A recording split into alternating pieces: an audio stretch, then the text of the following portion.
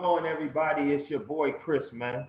Welcome back to the Work Hard, Play Harder podcast episode. I got a special guest today, my girl Carolina Teague, representing the daily sports radio show in San Antonio, the Sports Dime on KLUP 930 AM. She just did the Davis Barrios fight, came down here to the A. She covers everything sports San Antonio, also covers a wide variety of topics of sports that happen on her radio show. She co-hosts this show with her man Rudy Campos Jr. Side by side, they do the Sports Dime radio show. So we're gonna talk to her today, man. We're gonna talk to her about some Spurs stuff. We're gonna talk to her about some sports. Talk to her about her why. She doesn't come from a conventional communication background. She actually graduated from a university that had business administration. So she's not a conventional person to come into the communication field. So we're going to talk about her why and why she wanted to. She's a Chicago native. I was born in Chicago too, so that's where the bond happens between us, no doubt. And also, she is somebody who's hardworking, self-motivated. I'm so looking forward to having her on the show today. My girl Carolina Teague, once again representing the sports show, sports radio show, the Sports Dime in San Antonio, KLUP 930 AM. We watching. We definitely gonna be checking for her and see what she come on.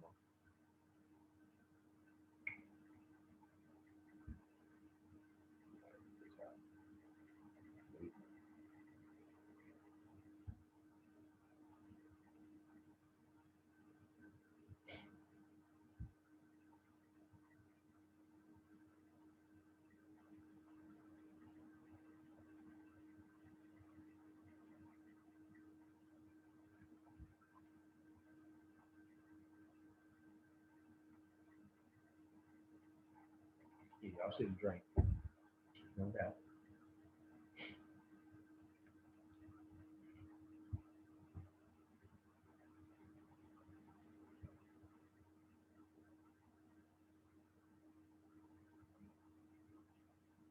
Up. Here we go. Without any further ado, I bring it to you, Carolina Teague.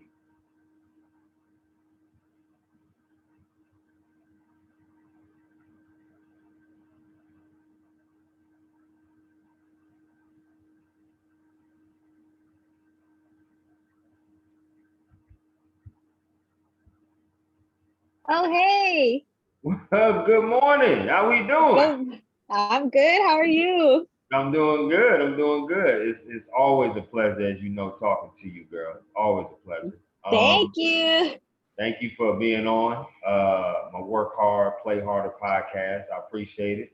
Anything new going on with you? I mean, what's up? What's going on with you? Oh my God. I got a lot of new stuff coming around the corner. But I right now my Atlanta vlog just posted. So I went to the Mario Barrios and Javante Davis fight. I just posted the vlog I saw that. today. It's my first vlog. So I hope you can, yeah, I hope you can check it out. Let me know what you think. I fell in love with Atlanta. I was like, oh my gosh, like I need to live here like today. You know we're gonna get into that. We definitely gonna get into that. All right, no doubt about it. We also gonna test your sports trivia too. We're gonna test your sports trivia today. Yeah. Oh my Yeah. God. Test it I don't know if I'm ready. today. So once again, on with Don't do me like Carolina. that. Okay. Once again, y'all, on with Carolina Teague. For those of you later that's going to watch this, she is a sports radio co-host of the Sports Dime, has a co-host in Rudy Campos Jr. on KLUP 930 AM. So, later we're going to get into how people outside of San Antonio can listen to your show and listen to you talk that sport. But first question I got for you is talk about your childhood, being a Chicago native. Obviously, that's how we bond because I was born in Chicago. You was coming up in Chicago as well. Talk about being a Chicago native and how you wanted to be in the sports media industry field. Okay, so my childhood was pretty, ratchet. It was pretty, it was pretty bad. I grew up in the south side of Chicago. Lots of crime, lots of I seen a lot of stuff that wasn't too fun to look at. Yeah. just nothing in my household that was really bad. It was just like external things. Like I always see like robberies or shootings or guns or graffiti. Yeah. And so like it's like normal to me for stuff like that to happen. So that's kind of what I'm like immune to a little bit. But nothing like internal in my household that was like really bad, you know, but it was definitely the external factors that molded me. And then what got me into sports was just growing up in Chicago. Like I was a huge fan of the Chicago Bulls in the 90s. I loved the Bulls. I still love the Chicago Bulls. Like that whole 90s era of basketball to me is very like, what's the word that I'm trying to look for? Where you it's just very like it's familiar to me. So I really love like 90s basketball, all that stuff. So I'm a huge fanatic when it comes to that. Yeah, it was a dynasty back then, you know, them three-peating twice in the 90s. Bulls got some great players now, too, though. Zach LaVine, Lauri Markkanen. They got some good players now. Denzel Washington, not Denzel Valentine, not Denzel Washington. My gosh. Denzel Valentine. They're on the team right now. You know, they're on the come up. He's on there, though. Denzel Washington is on the team, though. Yep. Hell, they might be here. Yeah, I'm messing with you. Let's talk about you went to Wayland Baptist University. I did. How do you know that? I do my research, girl. I do my research. You went to Wayland Baptist University. Let me drink my water real quick. Okay. All right. And you graduated with business administration. Now, Wayland has like 5 different campuses in Texas alone. Talk about, was there any other school that could have possibly persuaded you to go there instead of Wayland Baptist University? You know what? Like, I'm gonna be real honest with you. Like, the reason why I went to Wayland was because, first of all, I'm like real like because I had a lot going on. I was working a full-time job at the bank. I was a teen mom. Sorry, I had got a phone call. I was a teen mom, and so I was just working all the time. And then I was like, you know, doing the school thing for my child.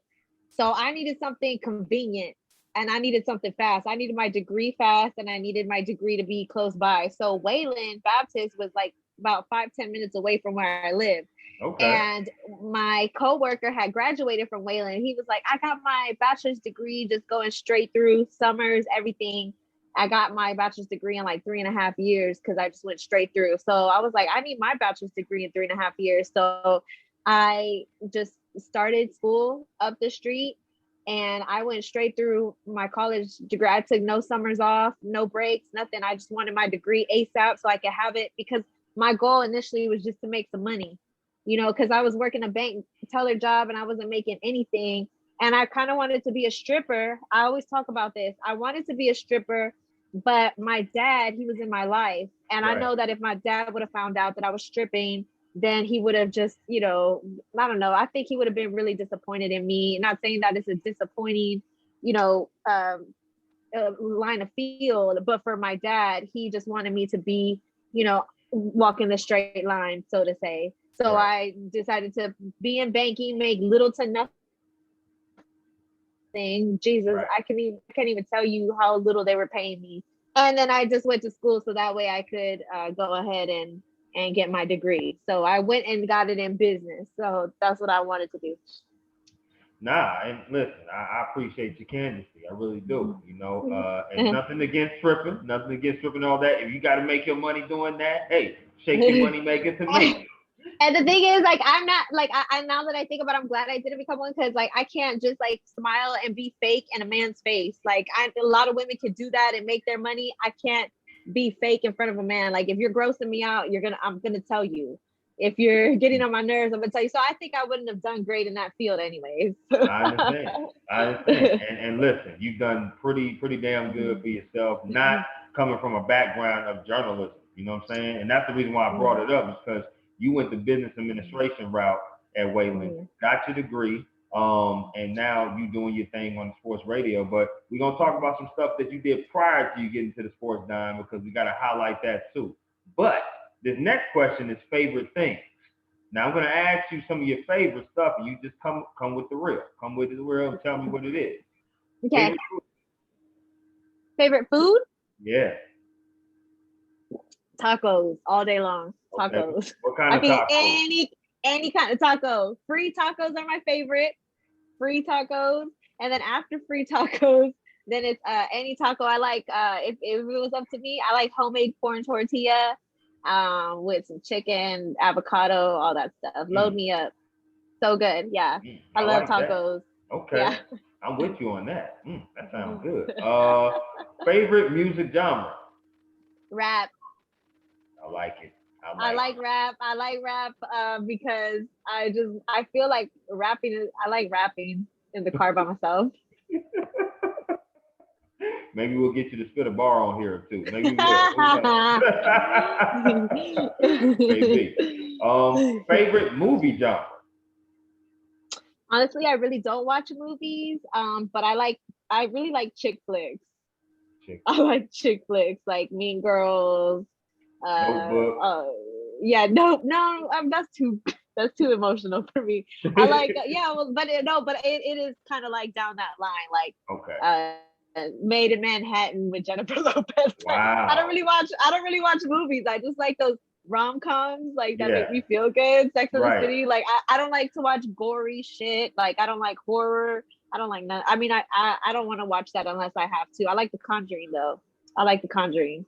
Did you watch the latest one? Yes, I did. I love the whole trilogy of The Conjuring. Yeah, I like it a lot. Too. And then I'm gonna watch Space Jam. I just said I don't watch movies. I'm gonna watch Space Jam when it comes out July 16th because I like the Space Jam too. So I'm gonna go watch that. I will as well. I'm actually gonna be in Vegas at that time. So I will watch Space Jam while I'm in Vegas as well. I saw the first one, so gotta see this one. It's just that's the way it is. Yeah. Who do you think? Which one do you think would be better? Two? Two is probably gonna be better. Because it's more stuff is available. The storyline I think is good. I think LeBron also, you got to think that was MJ's first movie and only movie that we know of. You know what I mean? Mm-hmm. And very true. MJ's good, but LeBron's acted in a few movies, so his acting skills are a little bit more up to date than MJ's was when he did. So I think Space Jam 2 is gonna be really good. So yeah. Me too. Favorite restaurant? Yeah. McDonald's. Okay. Are we a big quarter pounder, chicken nugget? What we doing? We go to McDonald's. What am I ordering? What am I ordering for? Okay, so I'm gonna sound like a fat girl right now, but like if you go to McDonald's, you gotta get the large $1 drink. Because that's the biggest size. They're all $1, so you might as well capitalize off the drink. So the $1 drink, and then of course the French fries. You cannot go wrong with the French fries. Right. And then I like to get a hot and spicy, and I like to get or the McChickens or whatever you like to call them. And then I like to get a plain cheeseburger. That's a lot of food, but that is where it's at. That's what I like to eat. Like I could eat that all the time. Like I love that stuff. Like a fancy restaurant, I really don't care. Anything with oysters, that's kind of where I want to be. Okay. I love oysters. Yeah. Well, McDonald's it is. Because McDonald's. I can't roll with the oysters. The oysters is just oh my God. The smell of everybody, them. You either love them or you hate them. It's like never in between. No, ain't no in between with that one. You're right about that. That's what's up though. I love it. My girl said McDonald's is her favorite restaurant. No, I know. And like I did a poll on my Instagram, like, do y'all like Chick-fil-A or McDonald's better? Like only like 3 people put like Chick-fil-A and 90-something people put 90-something people put Chick-fil-A and only 3 people put McDonald's. Oh, okay. I was like, dang, like people don't like McDonald's like that. Like I love McDonald's. So. I love it too, but being out here in the South, in Atlanta, if you say that McDonald's is better than Chick-fil-A, you better watch yourself. That's for real. That's what it's like over here in Texas. Everybody makes a huge deal about it. Like it's like Chick-fil-A, they don't season their chicken like it's supposed to be seasoned. Really, honestly, you need the dipping sauces to make it taste good. You right. And their fries ain't as good. I'd rather eat at McDonald's. It's cheaper. They got good breakfast. I mean, I could go all day long about why. I know. I love the fact that how you started off McDonald's. You was like, you got to get the large $1 drink. Make sure you ask for the biggest size. And you can share it. Right. I feel you. That's what's up. Share it with your friends. Yeah. Okay. You right. You definitely can do that. I'm gonna give you 2 more favorite things. Okay. Favorite place you ever traveled to? Oh, ATL. No, I'm just kidding. I think it would be Would have won my heart, best. That's for sure. Oh my God. Okay. Oh, there's so many great places I've been to, but I think the one that took my breath away, just nowhere. Like I've been nowhere. I just like to go. Come on now. It gotta be somewhere. I don't know. I'm thinking like I like Jamaica. Jamaica was fun.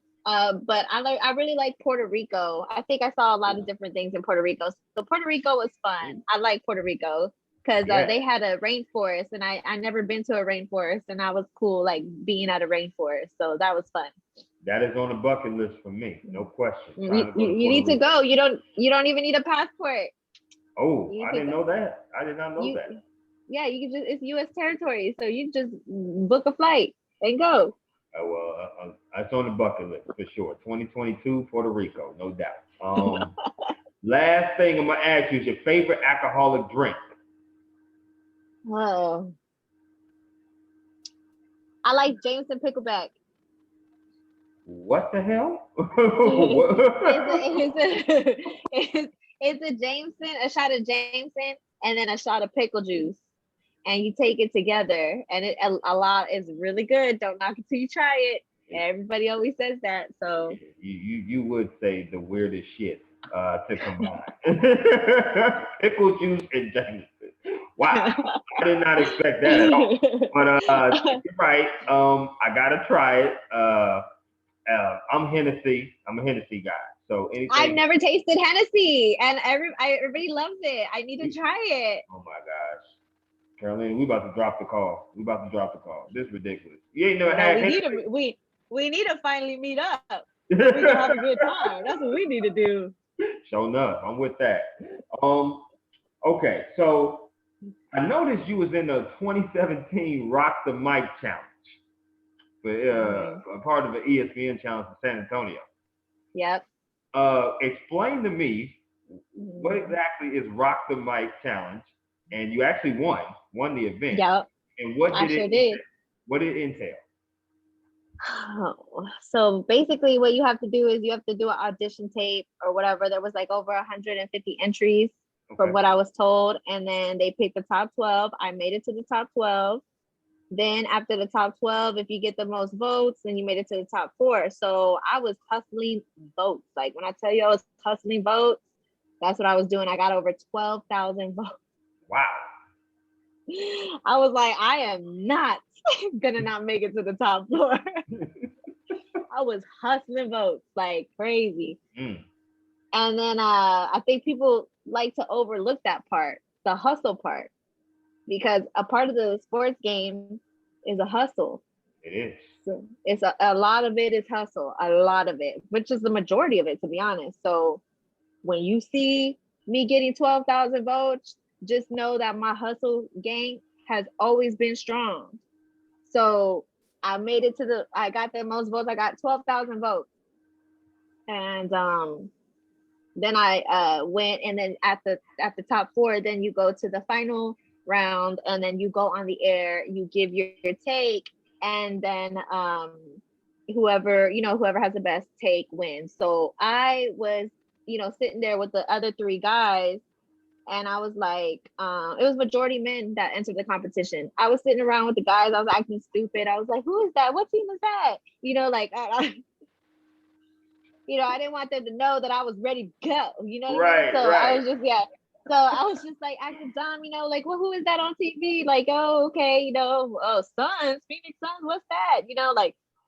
So then it was my turn, and I rocked the mic, you know what I'm saying? And then I ended up winning. So I ended up winning, and then But my very first audition tape, it was on Floyd Mayweather. So that was like, one of the, I love Floyd Mayweather. So that's kind of who I talked about in the beginning to get my audition tape going. Right. So I ended up winning, and the rest is history. And that's it. The rest is history. I like how you try to play them guys like that, talking about you don't know what you're talking about. The only female Oh, up there of the top four. So you said you were the only woman of the top four. yeah, I was the only woman in the top four. Uh-huh. Wow. I'm the That's only woman to have. I'm the only woman who's won the past 5 years that they've had it. I'm the only woman who's won the competition. I hope more women win, but yeah, I'm the I only hope, woman who's won. I hope so too, because there's clearly not enough women in sport communicative roles. We need more women, Mhm. need more voices like yourself and other women as well. They That's need why. more minority women. They need more minority women too. I don't want that to be overlooked either. Needs to be Oh, more without question, minority women. without question, Hmm. minorities, period. Yeah. Without, Period. yeah, I'm with you on that. Totally. The next question I want to ask you is: you also participated in Galvanize. Now, for those of you Yeah. that are watching this, you don't know what if you don't know what Galvanize is. Galvanize is a platform created by Fox Sports' Laura Oakman, who has been in the business for a plethora of years. She created this platform for women to be able to showcase and exhibit their skills in the reporting style and the sport communicative roles. Um, Talk about that experience of being in Galvanize and how that has helped you in your current role that you do now. So I love Galvanize. I don't honestly, I wouldn't know what I would do without Galvanize, because this journey has been very difficult for me in so many ways. Like I can't even begin to explain how difficult this journey has been for me. And sometimes I feel alone. Actually, a lot of the times I feel alone. I feel alone right now. But going to Galvanize, I meet with a sisterhood and we all talk, we share our experience, and I don't feel alone. A lot of us are going through the same exact stuff. And so listening to their stories and supporting each other, Right. that support that you get from Galvanize, you can't get it anywhere else. Like you can't buy that support. So I wouldn't know what I'd do without Galvanize. It's such a great program that Laura has. And Laura is great. Laura is the quintessential Yeah. reporter. She's Yes. grace class. She exudes beauty, confidence. She's all that. But, she has her vulnerabilities too, and she's very open about them. I love that about her. Um, like Laura is great. Like she's just like what I would strive to be if I was a reporter, but I'm not a reporter. I'm an opinionist, so it's different. Yeah. A I'm little rough different. around the I'm rough around the edges. Laura is polished. I want to be polished like that. Hopefully one day I can. I love the fact that you rough around the edges because you give the real, you give the 100, and we want that. As fans, as people, when they listen to your show, it's never no bullshit. It's never no cutting corners. It's never anything like that. You give the exact opinion of what it is, good, bad, or indifferent. How Hmm. does one get involved with Galvanize? I think you have to follow the page, and then they post on their page like, "Hey, we're opening up our camps. Email us if you're interested." So basically, you just kind of have to look at their Galvanize page. Usually, I think it's around like March or February is when they announce that stuff. So I would always be, if you're interested in Galvanize, you'd be on the lookout during February and March, Okay, I and, like and that. they'll post it up. So any ladies that are interested in that, that's what they would do. Appreciate that 411, no doubt. Mhm. The next question I'm going to ask you is this or that. Okay, so I'm gonna throw two Okay. things at you. You pick which one fits you well. Okay, so we're gonna start with Thanksgiving or Christmas. Christmas. Wait, Thanksgiving. No, this is hard. I would say Thanksgiving. Thanksgiving. Okay. Yeah, yeah. Popeyes or KFC. Popeyes. Popeyes, and you gotta get the Mardi Gras mustard, and you just gotta get the Mardi Gras mustard, and you gotta get their ranch dressing, Okay. and you gotta get I think they have like a Cajun dip sauce or whatever. If you dip that in your fries, oh my God, it's gonna take you straight to heaven. So you all about that spice. You Oh, like stuff. yeah, I'm Mexican. I like tacos. I just like with salsa. I need spice. I need you to season my food. Okay, I got you. Listen, that sounds good. Popeyes is better than Chick-fil-A. Popeyes is better than Chick-fil-A. 100%. We 100 on Mm-hmm. that. Ain't no doubt. Mm-hmm. Ain't no doubt about that one. Basketball or football? I like football better. Okay.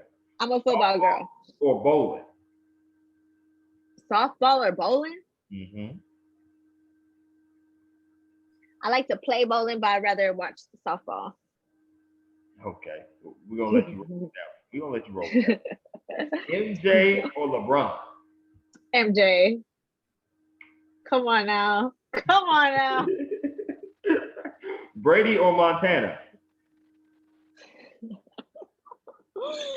Joe Montana, because he's the original. There's only one Coca-Cola, and I always say this. Okay, pop quiz. Who dressed up as who for Halloween? Did Joe Montana dress up as Tom Brady when he was a little kid? Or did Tom Brady dress up as Joe Montana when he was a little kid? So when you give me that answer, last time that I checked, Tom Brady dressed up as Joe Montana. So if the GOAT is dressed like the GOAT, then I'm going to go with Joe Montana all day long. And Joe Montana played when football was a little bit harder on the defense too. And everybody seems to forget that he had more, he was getting banged up behind the O-line, and Tom Brady had worked with a stronger offense, and it was during when they made the rules a little bit harder for, you can't do that much tackling. It's not as much of a more aggressive defense in the NFL when Tom Brady was playing, so he had less of an opportunity to be injured, thus allowing him to play more seasons to get more rings. Joe Montana played during a time where it was more rugged and it was more nitty gritty. He was getting banged up all over the damn place. His career was shorter, but he had a lot of impact the years that he was there. So I'm going with Joe Montana just off the strength of the rules of football at the time and how strong your offensive line had to be for those defenses that they went up against. No question. And, Joe Montana, just to kind of further that point even more, to elaborate, Joe Montana had a Hall of Fame quarterback behind him, Steve Young. They kind of pushed Joe Montana out of the 49ers because Steve Young was there. Tom Brady has never had a backup of the quality of Steve Young. Never. Right. So, with that being said, had Joe been on that 49er team even more, maybe there would have been more championships, because it took Steve a couple of beatings from the Cowboys until he finally got over the hump and won the Super Bowl as the starting quarterback for sure. So I like that. I got 3 more for you. Okay. Okay. All right. So, San Antonio, Texas, or Puerto Rico? I would go with San Antonio because I'm familiar with it, so it's biased on my end. So I will go with San Antonio because I'm familiar with San Antonio. If I'm in trouble, I know where to go. In Puerto Rico, if I'm in trouble, I'm screwed. I don't know where to go. So it is what it is. Okay, I got you. Whataburger or McDonald's? McDonald's. Is Whataburger overrated? Is it overrated? To me, it is. Like, I'm a big French fry person. So if your French fries are crispy and hot and delicious, you're getting deducted off your fast food grading from me. Whataburger's fries, they got really good burgers, and you can get grilled onions, grilled jalapenos. Like, that burger, it is really good. You should try a burger. But when you get the fries, and everybody doesn't like when I say this, about when you get the fries, they not crispy enough. They're kind of soggy. If you ever come to Texas, you're gonna see what I'm talking about. They soggy fries. They come off as soggy to me. They're not crispy. Like, there's a little too much oil. I'm not with the fries with Whataburger. So, and the salt, like, it's not salted the way that a McDonald's fry would be salted. So I'm a big fry person. So because of that, like, and if you are all about burgers, then make your own damn burger. You know what I mean? Don't hate on me because I like McDonald's burgers a little bit better. You know what I'm saying? Like, if you want a good tasting homemade, make your own damn burger. Shit. Hey, Yeah. Don't tell me that Whataburger's burgers are better. They are better, but if I prefer a McDonald's burger, don't say that I have bad taste, because I could chop it up in the kitchen all day long and I know what tastes good and what doesn't taste good. And I'm just really picky about my fries. That's I feel it. I've seen you in the kitchen. I've seen the photos, and you be whipping some things up in the kitchen. I'm waiting to try something. If you could somehow FedEx a dish to me, that'd be great. Because I've seen you in action.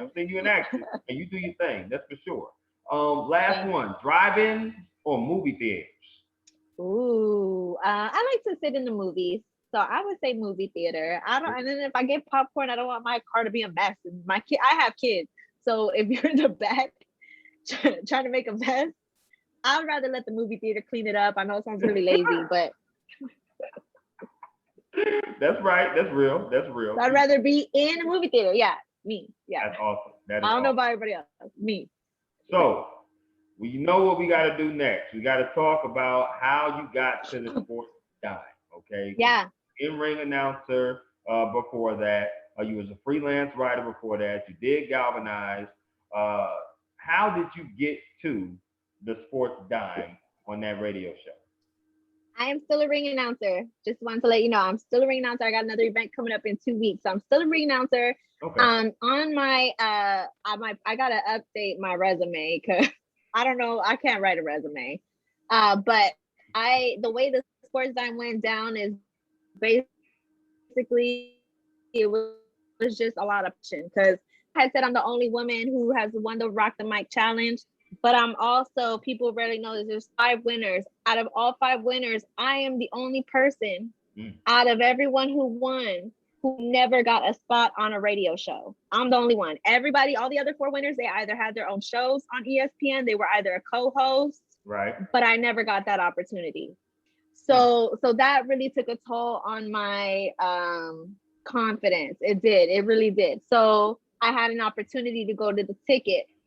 And I was working with this guy named Gylan Jackson. He's a great person, one of my best friends. We're actually going to do a video soon for Blue Bell Ice Cream, so I'm excited. He's one of my best friends, and he invited me on the air.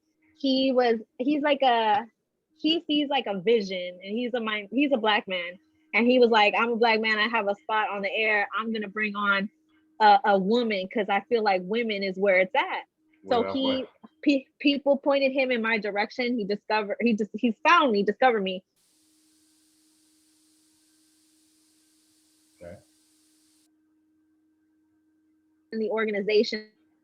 And that's why I didn't get a spot from what I have. Actually, I don't know why I never got a spot. But my best educated guess is they were doing a lot of changes at the time. So I never got a spot. Okay. So I ended up going to the ticket. We started building our momentum and our fan base. And so everything was getting big for us, and we were just getting really excited. So there's always a player hater lurking through the bushes. Okay. when you're glowing, and when you are a minority, some people who are threatening their position will do whatever it takes to get you removed from your spot. Exactly. So that's kind of what happened. Okay. So when I'm not going to get too much into details of what happened, but I know that the person that did get me removed from that spot was very proud of himself. I've heard he was proud he got me removed, because I was killing it. And I know he was proud, because damn sure looking at me, I'm your competition. And I'm not trying to be your competition, but it's just not my fault that the people can connect with me and they can't connect with you. That's not my problem. No. That is not my problem. You got to be you. Sounds like, anyway. Period. So anyway, so then I cried all day long. I was crying. I was praying to Jesus. I was like, Jesus, what do I need to do to get my own show? I hit up one of the main people at ESPN, because I still have a good relationship with ESPN. Right. And I still got a good relationship with people at the ticket. It's just this one player hater ass person that I don't got a good relationship with. Just that one clown person that I don't got a good relationship with. All it takes is one. All it takes. All it takes is that one. Let me tell you. Right. I don't even know what that person said about me, but I can only imagine because I have heard the craziest things about me. I've heard the craziest things about me Absolutely. because of this one person and his people. Right. So I reached out to one of my mentors, and I wouldn't call him a mentor. I just call him a friend at ESPN. He's really high up in the ranks, and he said, "You got to go where I started, and you go to K-Loop. That's where I started. You build a name for yourself there, and get it popping on over there." So I said, "Okay, fine." Like I always hear rumors of why I didn't get a show here or here. The truth is, I never had an opportunity to have a meeting with the program director to let them know what my vision was. That's the truth. So whatever rumors there are flying about me, I never got a meeting. So I finally got a meeting with the program director at K-Loop. I told him the vision. I said, we want to interview these people. They mess with me, because I wouldn't say I'm connected in the industry, but I would say that I'm very driven. So I was like, this is who I want to interview. I want to set this up. This is the style that I want. I asked Rudy to be a part of that. He said he was down to record the demo with me. He said he was down to help me out with whatever I needed. He's been a great partner this whole time. And, he was down to like start this thing up. So then COVID hit, and it was hard for us, but we finally ended up getting things going. And we're about to go on 1 year in a few weeks. So I'm excited about it. We've been able and blessed to interview some of the biggest names in sports. So that it's been a blessing. Everything finally came around, and I'm gonna let you know right now, everybody who has a sports show in San Antonio is always watching what I got going on every day, all day long. I like that. You exude confidence, girl, but I also like that. Once again, if you guys are just getting on, or if you guys, once you guys check this podcast out when I drop it on my channel, Talking with Carolina Teague of the Sports Dime, KLUP 9:30 a.m. San Antonio, Texas, finest, for real, no doubt about that. So I love that. I love that how you got the grind mentality, how you had to work hard, you overcame that adversity or roadblock or a speed bump, whatever you want to label it as that fool that tried to get you removed. It didn't even matter because it didn't stop your goal from getting on and being the opinions and speaking the sports stuff. Now we got to talk. No, but he's salty, and he's probably saltier than the McDonald's French fries I was talking about earlier. I know that for a Cindy fact. Yeah, they hella salty sometimes. Sometimes I gotta tell them on the McDonald's fries, yo, y'all got to chill on the goddamn salt, because y'all trying to give me a heart attack, bro. Like, I don't need that much salt on it. Like, seriously, like one time I went to McDonald's, gave us fries back. I was like, y'all need to put some less salt on this thing and put some water on, take the salt off, because I ain't about to have no heart attack in the car. Because every time we get our food in the car, we can't wait till it get home. When the fries get cold, we got to start eating. No, you got to eat it right there. Right. You know what I'm saying? So you already know. We got to talk about Spurs basketball. We got to. Okay. You in San Antonio. You represent San Antonio Spurs. They made the play-in this year at number 10. Got bounced out. Or I believe, number 10. They got bounced out by Memphis, if I'm not mistaken. Talk about the Spurs, reflect on their year, and talk about what do they need as far as a team to improve to move up in the standings. Sorry, I got a phone call. Hold on, let me just say something real quick. Hold on. Sorry about that. What would I say about the Spurs? I think the Spurs did way better this year than they did last year. Okay. Actually, they played really well in the bubble. The issue was the rotations the year before and how Pop was working the veterans with the youth. A lot of people who watch the Spurs wanted to see the youth come out and play a lot better. So, and play a lot more, get more minutes, get in the rotations more. And we saw a lot more of that this past season.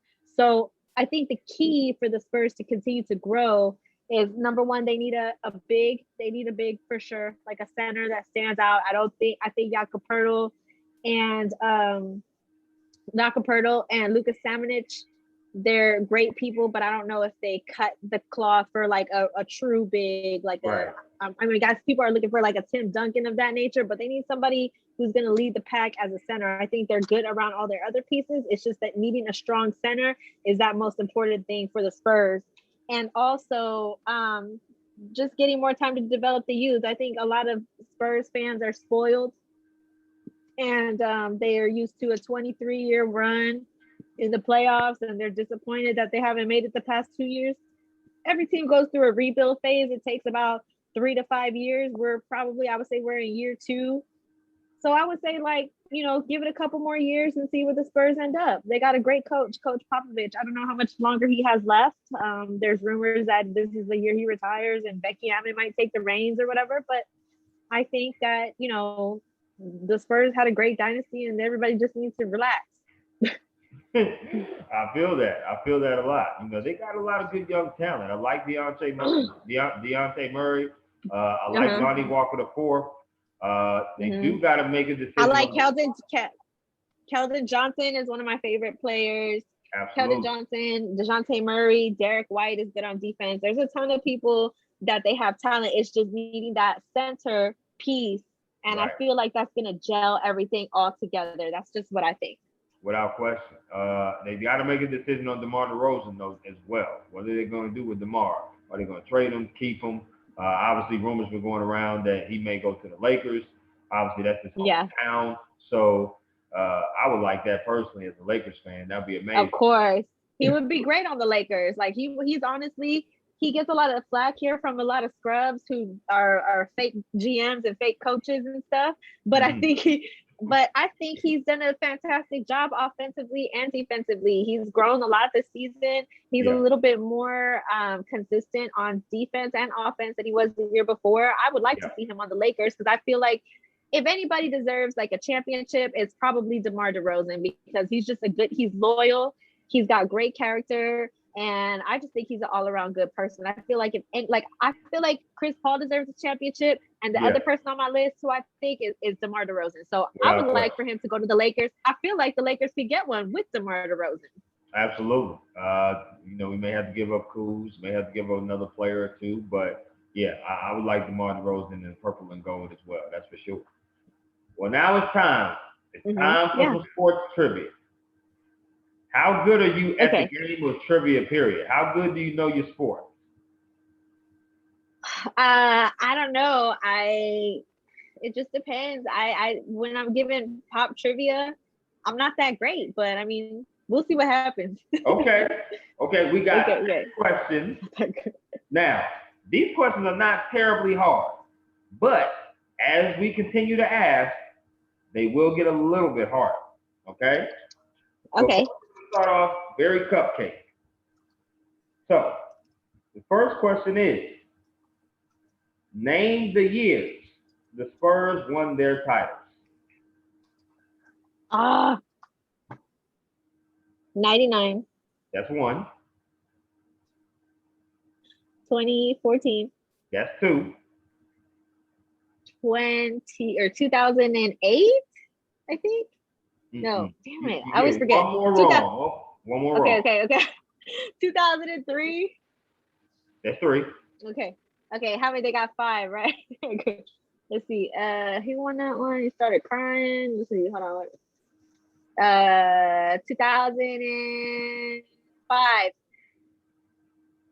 Damn. All right. Four. Yes. 2005.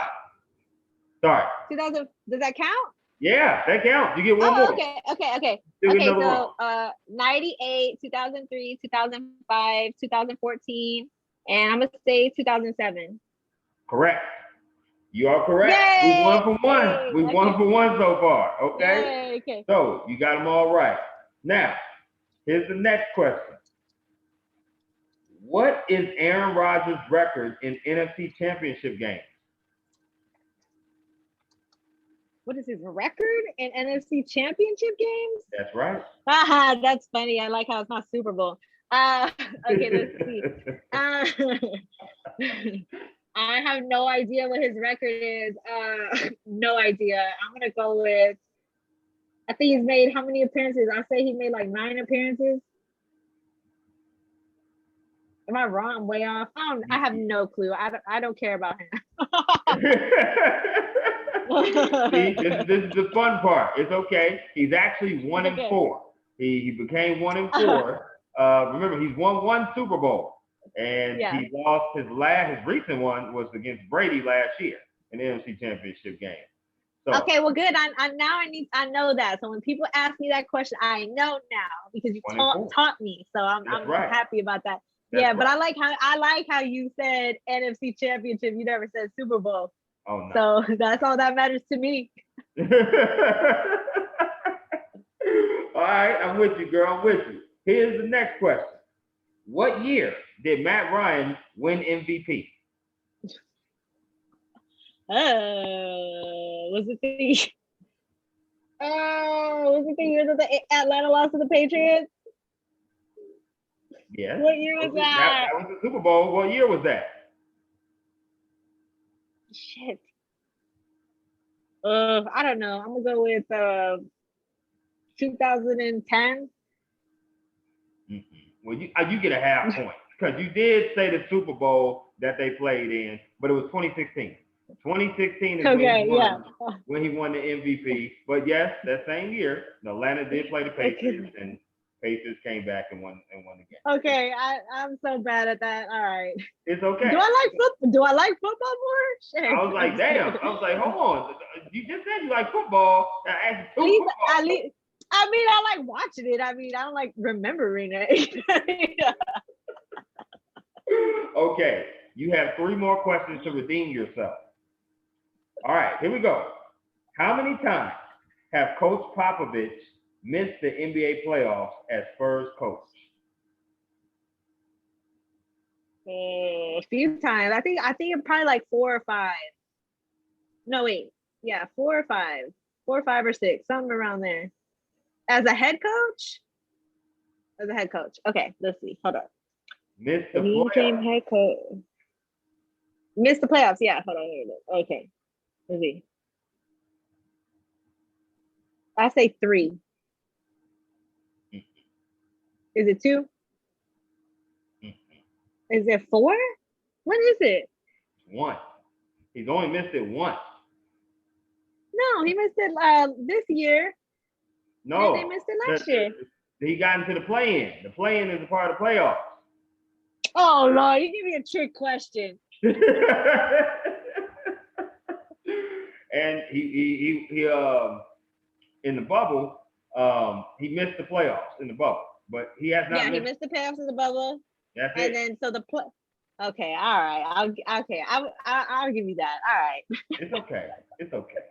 That was a trick question. It wasn't. Yeah, this is a trivia. All right, we got 2 more. All right. You should know this. What was David Robinson's nickname? The Admiral. That was easy. Okay. Correct. That one was easy. Yes, the Admiral. No, thank God. Okay. Now I want you to name as many as possible on this next question because this is the final one. Okay. Since 1992, there have been 11 different teams that's won the NBA championship. Name them. So what is it? 1992. 1992. Okay. 11 different teams have won the NBA championship. Okay, the Bulls. 1. The Rockets. 2. The Spurs. 3. The Celtics. 4. The Lakers. 5. The Miami Heat. 6. The Golden State Warriors. 7. I said Boston. I'm trying to go down year by year. Let's see. The Raptors. 8. I said the Miami Heat. You did. Let's see. Where am I at? Hold on. Wait, I'm trying to go down the map. I said the Lakers. You did. Do you want a hint? No, I didn't say the Lakers. Did I say the Lakers? I said the Warriors. You did. I did. Oh my God. Yeah, give me a hint. Okay. For the final 3 that were missing. The first hint I'll give you is this team beat the Lakers. beat the Lakers in the finals with Karl Malone and Gary Payton on the Lakers?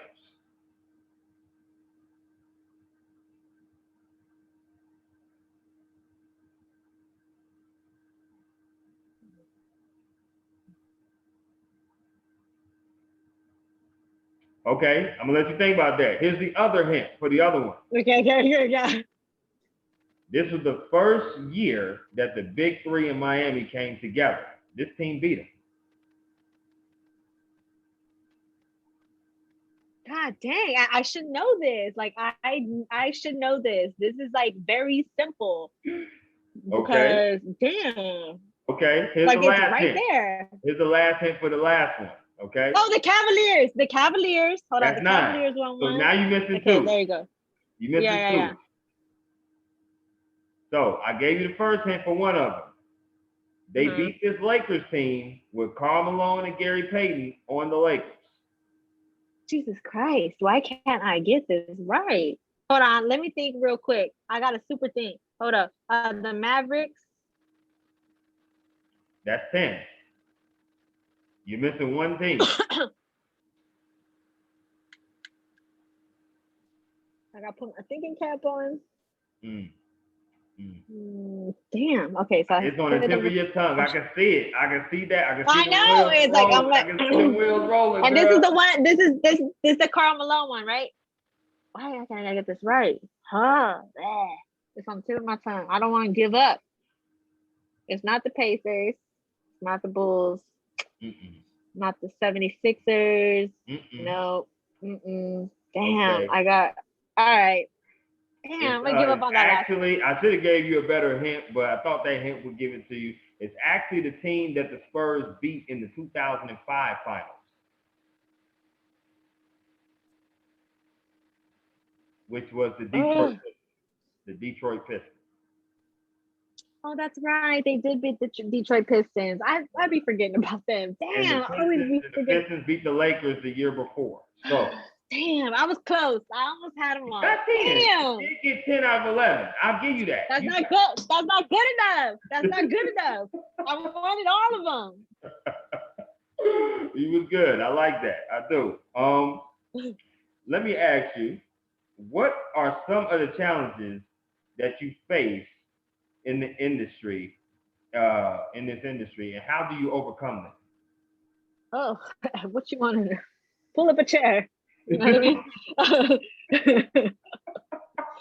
Pull up a damn chair. Oh my God. Okay, let's see. So I gotta get sponsors for my show. Sometimes sponsors won't sponsor me because their wives are jealous, which is really stupid. I've dealt with that before. I've dealt with people in the industry making fake accounts. People in the sports industry and sports radio who make fake accounts, who attack me on the fake accounts, and I found out it was them who own the accounts. And they'll write my station, tell my station I'm on drugs, tell my station that I'm a stripper, tell my station that I have, and then also write me, say that I have miscarriages, that I'm hollow on the inside. They say that I have saggy titties, and then I found out they're all in the industry. Yeah, it's pretty crazy, all the shit that I go through. And then on top of that, being attacked by, listeners sometimes. And then on top of that, dealing with family, I've had people write my co-host wife saying I'm gonna sleep with my co-host in an attempt to get my co-host to not work with me before. Right. I've had people, just family members, not want to speak to me. They think that I'm better than everybody. I've had people who are jealous. People who think that I'm too big for them. Like I'm more of a celebrity than they are, which right. I don't ever feel like that. So how do you overcome that? How do you overcome all those crazy type of accusations? I'm still here. That's how you overcome it. Right. I'm still here. Shit, I look like I'm going through a lot, but no, I'm just kidding. How you overcome it? You just ignore it. It's easier said than done. Yeah. But and it takes a toll on you. It takes a toll. You start thinking to yourself, damn, am I ugly? Am I, this and all these things that these people say about me? And nobody ever knows, right? Everybody thinks that it's a walk in the park, right? But nobody ever sees, like, when people really want this, they will do whatever it takes to bring down the competition. This is a really dirty business, I've learned. And it's really sad that people just don't want to grind hard and work hard. They got to step on other people to try to get there. You'd be surprised at the things that people will do just so that they can maintain their name in the industry. You'd be surprised. And it don't surprise me. And nothing surprises me in this industry. Nothing. Because I feel like I've been through it all. I feel like I've been through it all. That's why if I go to a bigger market, it'll be a cold day in hell before you get me to react to your bogus stuff, because I already know 9 times out of 10, if somebody, because what I've been through is somebody in the industry that's doing that. Ain't nothing more, nothing more, nothing less. Without question. And I like that answer, I do, because everybody faces their own battles. Everybody has adversity that they face. It's important to know that, you keep the center of your life, what's the center of your life. You ignore the BS. You move on with just the positivity, because you know what you're doing, you know how you grind, you know how you move. You're the only one that truthfully knows how you move, while other people are just going to give their opinion and their perspective. I've always believed in God. I don't know, I don't want to preach about Jesus and stuff like that, but I have always had faith. So I'm always like, yes, these people are doing all this dirty stuff to me, but I'm just going to pray that their heart softens up. And I don't want to do the things that they've done to me, because my karma will come back to me. And that's just how I see it. So, and it has came back to me. People think I'm successful. People think I'm doing great. And that's only because I'm still here despite all the things that I've been through. So it is what it is. Absolutely. How do you maintain your work life, social life balance? You said you're a mother, also a fiance as well. So how do you maintain your work life, social life balance, but also maintain your mental health? Because mental health is very important. Well, I actually am going to start therapy soon, because I've realized that all the things I've been through is traumatic. The things that people have put me through, it's been very traumatizing for me mentally, and it's taken a toll on me mentally as well. So I'm going to start therapy to actually start to unpack, all the things that I do. And so my journey now is it worth it to continue or to stop? But when I stopped doing this, when I had got banned from that radio station after what, Homeboy did, when I wasn't doing nothing, nobody cared about me. I wasn't getting attacked, nothing like that. Second, I started getting the show rolling. I was getting attacked all day long. So, when you're not doing nothing, nobody cares. So if I want to maintain my mental health, I got to get out the game. But I'm still going to deal with real life stuff. You have deaths in your family, and you have all these things. So you're always going to have to protect your mental health no matter what. So I want to start therapy just because I want to be able to just clear out the gutter that's in my mind. And so that's something that I'm working on right now. And then also, one of the things that me and my fiance were recently talking about as of last night was time management. So we're working on time management, scheduling, and all that stuff. So that way I can be able to, multitask all the different things that I'm doing. And me focusing on time management is going to be very important. Right. You got to have you time, him time, then us time. And obviously with you being a mom as well, you grinding, hustling. I love, like I said, your candidness about talking about therapy, because that's one way to kind of have an outlet to speak about things, so you don't have to keep them bottled up inside. It's not a bad thing to get therapy. It's never a bad thing. It's always good to find somebody or someone that you can talk to, that can not just talk to, but also advocate some advice to you on how to deal with it. You know what I mean? So I commend you on that for sure. No doubt. Thank you. No doubt. I'm going to hit you with this last question. It's basically advice. You said you've been through a lot in this industry, and you've been through the good, the bad, and the indifferent. What is some advice that you would give to any up and coming person that wants to be in this industry, whether they want your role as an opinionist on a sports radio show or any sport communicative role that you can give, or someone has given you that you hold on dearly to?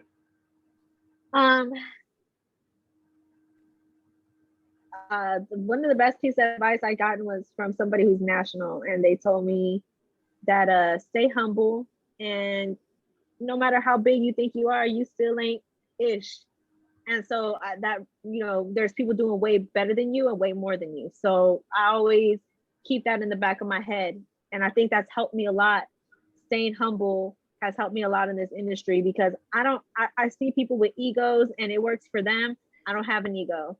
I check my ego at the door. I'm not the star. The star is the person I'm interviewing. The star is the person that I'm giving the platform to. I'm not the star. Even though I'm a radio personality, I'm not the star. I'm here to entertain the people that I'm speaking to, but I don't feel like a celebrity ever. So staying humble is the number one thing that I would say, because people are gonna like you. People are gonna want to, if they're gonna be attracted to you for whatever reason. Right. But don't let your head get pumped up with that stuff ever, because you're never as good as people say you are. And you're never as bad as people say that you are. So just maintain that line. And so I like to stay humble about everything. And then the second thing that I would give is keep grinding. The grind never stops.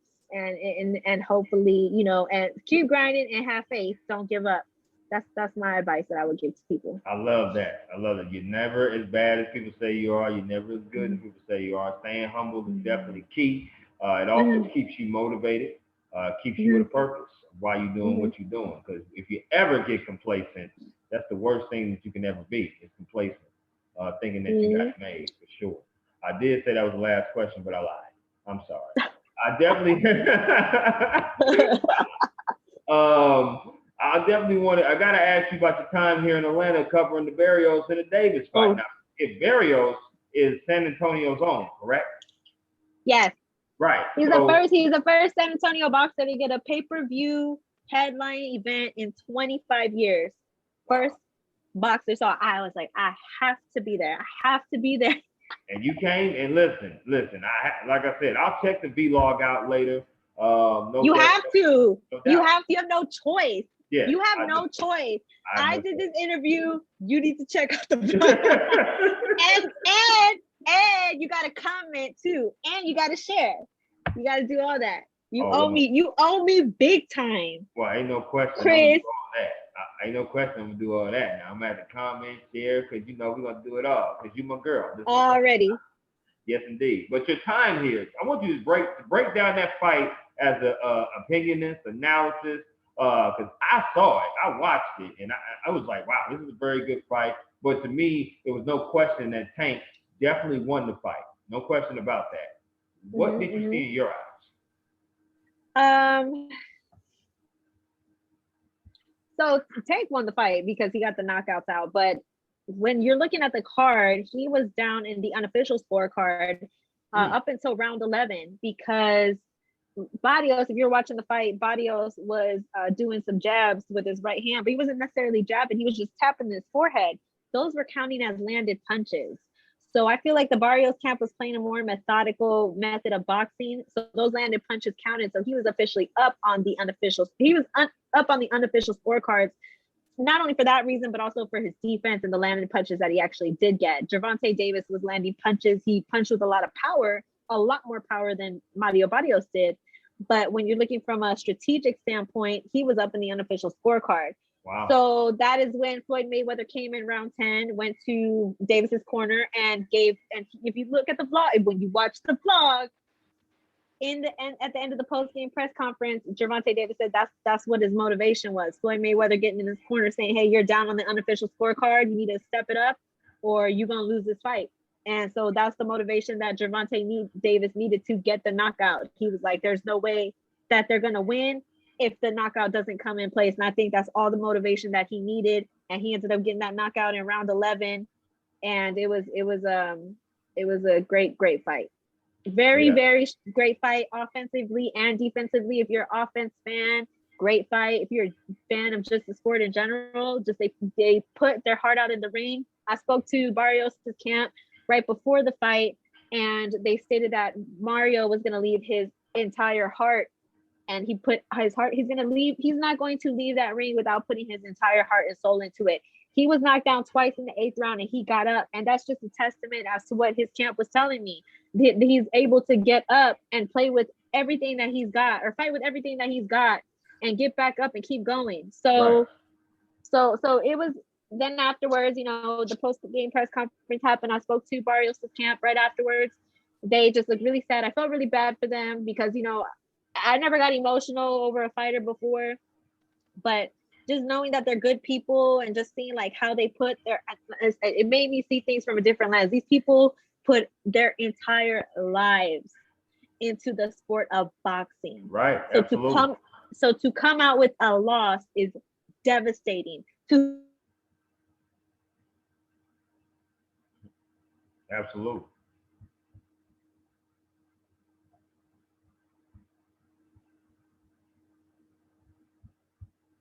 Yep. Watch it at that fight. Nah, it was like I said, I was watching it through, well, I was, let's just say I was watching it. You can't specify how. But I was watching it and I was doing my thing, and the fight was really good. It was a good fight. Barrios didn't have a bad showing, but like you said, Tank had a lot more power, and devastating body blow punches and punches that when he hits you, you feel it. There's no question about it. I think it's time for me. I think it's time for Gervonta Davis and Ryan Garcia fight. That's just my opinion. I think that'll be a blockbuster matchup of a fight between those two. But to get back on Barrios, he definitely put the map. He definitely put San Antonio on the map, and he should have made San Antonio proud. There's no question about it with his efforts and why he played. But Tank is just on a different level right now. So I'm happy you got away from Atlanta because apparently there was an incident that happened near State Farm, like I think right after you left. I think it was that Sunday or that Sunday thing where three people was. I was like, wow. I was thinking about you the whole time, but you was already in the air, so it was great.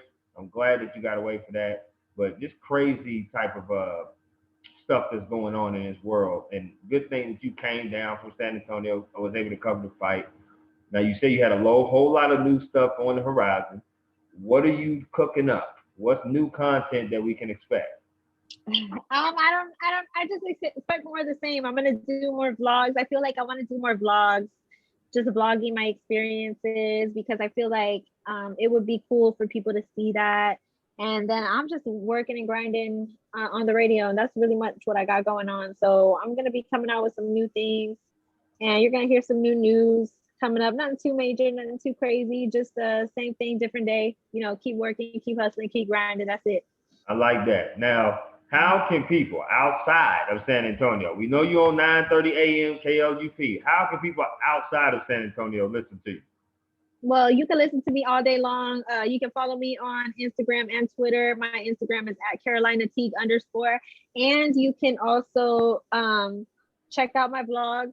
And you can also listen to our show on the iHeartRadio app. You can listen to us on the Apple Podcast, and you can listen to us on Spotify. And the way to listen to us is you have to go to my link. It's in my bio on my pages. So just go to my social media pages, follow me, and that's how you can find me. I like it. I like it. Well, Carolina, we appreciate you hopping on my podcast, the Work Hard, Play Harder podcast conversation. I always end this podcast by saying, is there anything else you would like to add before we conclude? Check out my vlog, and you gotta share it, and you gotta like it, and you gotta comment. And thank you for having me.